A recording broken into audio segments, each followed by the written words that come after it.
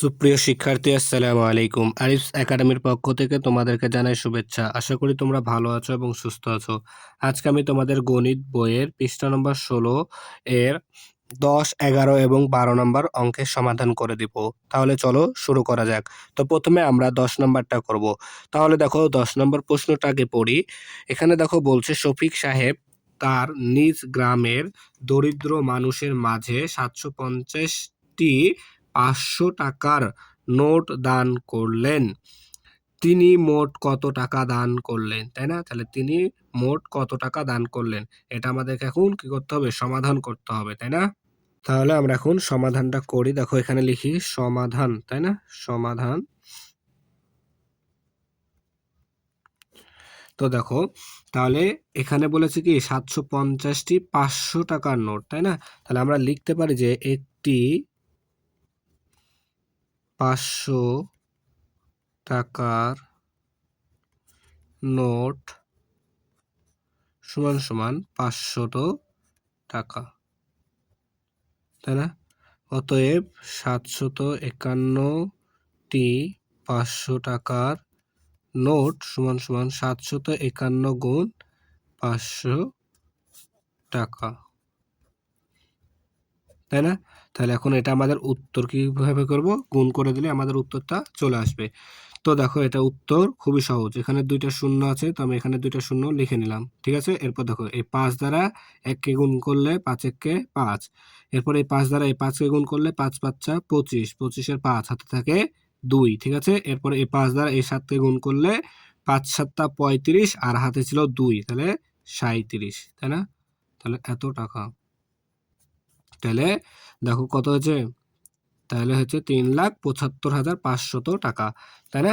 তাহলে আমরা এখানে লিখব যে তিনি মোট দান করলেন সমান 3,75,500 টাকা, তাই না? তাহলে উত্তর 3,75,500 টাকা। তাহলে আশা করি বুঝতে পেরেছো, তাই না? তাহলে এবার 11 নম্বরটা দেখো বলছে রাখি প্রতি মাসে অর্থাৎ এক মাসে 950 টাকা করে সঞ্চয় করে। কততম মাসে তার সঞ্চিত, আচ্ছা এখানে ডাবল হয়ে গেছে, তাহলে তার সঞ্চিত টাকা 50,000 অতিক্রম করে, তাহলে কততম মাসে? তাহলে দেখো প্রতি মাসে অর্থাৎ এক মাসে 950 টাকা সঞ্চয় করে, তাই না? তাহলে আমরা এটা লিখতে পারি, তাই না? তাহলে আমরা কি লিখতে পারি যে আমরা লিখতে পারি যে 950 টাকা সঞ্চয় করে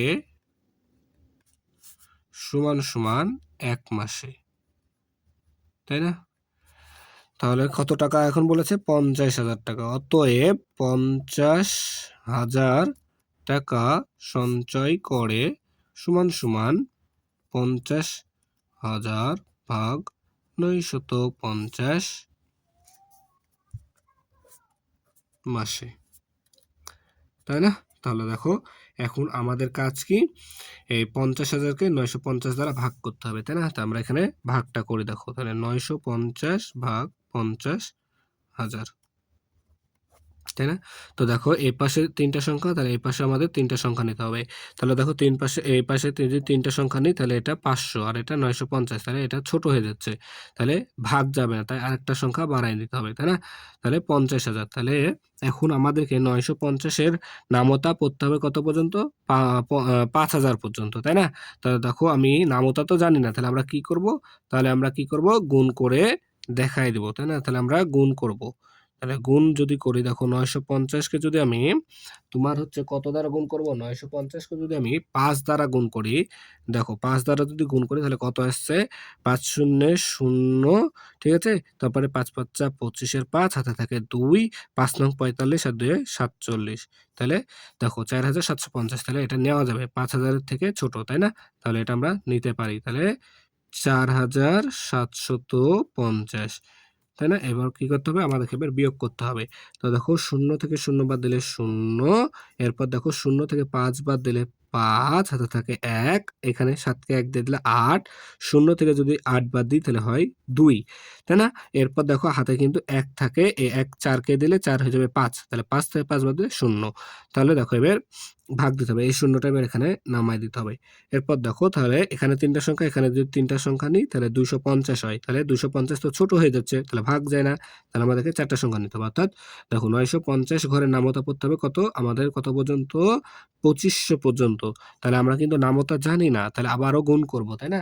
তো দেখো যদি আমি 950 কে 2 দ্বারা গুণ করি, দেখো 950 কে যদি আমি 2 দ্বারা গুণ করি, আচ্ছা গুণ করছি, এখানে আমি একটু উপরে তুলে নিই। আচ্ছা দেখো এবার আমি যদি 950 কে যদি আমি 2 দ্বারা গুণ করি, তাই না? 950 গুণ 2, তাহলে কত আসছে দেখো, 2 শূন্য শূন্য, 5 দুগুণে 10 শূন্য, হাতে থাকে 1, 9 দুগুণে 18 আর 1 19, তাই না? 1900 আসছে। তো দেখো এখানে আছে আমাদের 2500, আর এখানে আসলে আমাদের 2 দ্বারা 1900। আর একটা ঘর বাড়ায় দিয়ে গুণ করে দেখি, তাহলে 3 দিয়ে দেখো গুণ করি, তাহলে 950 গুণ 3, তাহলে কত আসছে দেখো, 3 শূন্য শূন্য, 3 5 15, 5 হাতে থাকে 1, 3 নং 27 আর 1 28। তো দেখো 3 দ্বারা গুণ করলে আসছে 2850, আর 2 দ্বারা গুণ করলে আসছে 1950। তাহলে দেখো এটা কিন্তু বেশি হয়ে যাচ্ছে 2500 থেকে, তাই না? তাহলে আমাদেরকে নিতে হবে কত, 1900, তাই না? তাহলে 2 দ্বারা গুণ করলাম, তাহলে 2 দ্বারা গুণ করলে হয় আমাদের 1900, অর্থাৎ 1900, তাই না? এবার আমাদের কাজ কি, বিয়োগ করা। তাহলে 0 থেকে 0 বাদ দিলে 0, 0 থেকে 0 বাদ দিলে 0, আর হচ্ছে এখানে দেখো 9 আর উপরে আছে 5, তাহলে 5 থেকে 9 বাদ যায় না, তাহলে 15 থেকে 9 বাদ দিলে 6, হাতে থাকে 1, এই 1 একে দিয়ে দিলে 1 1 2 হয়ে যাবে, 2 থেকে 2 বাদ দিলে 0। তাহলে আমাদের 600 টাকা কি থাকছে, অবশিষ্ট থাকছে এটা, তাই না? ভাগশেষ 600। তাহলে আমরা এখানে লিখতে পারি 52 মাসে এবং 600 টাকা অবশিষ্ট থাকে, তাই না? তাহলে সুতরাং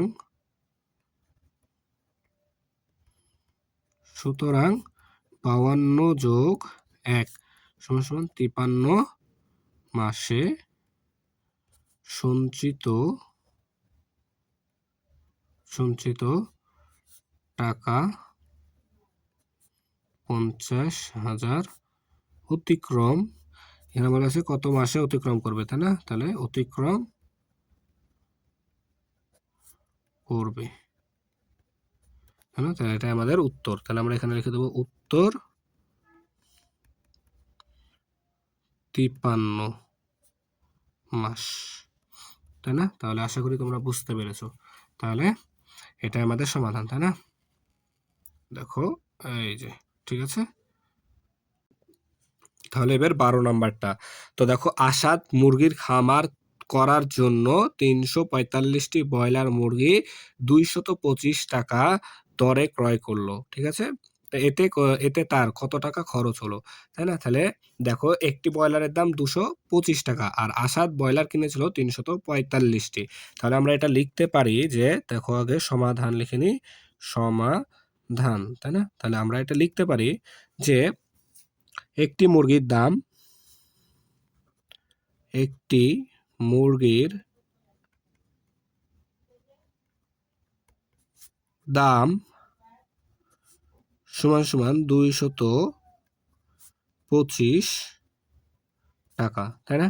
তাহলে এখন আমাদের কতটি মুরগি, 345টি। তাহলে আমরা লিখবো যে অতএব 345টি মুরগির দাম সমান সমান 345 গুণ 225 টাকা, তাই না?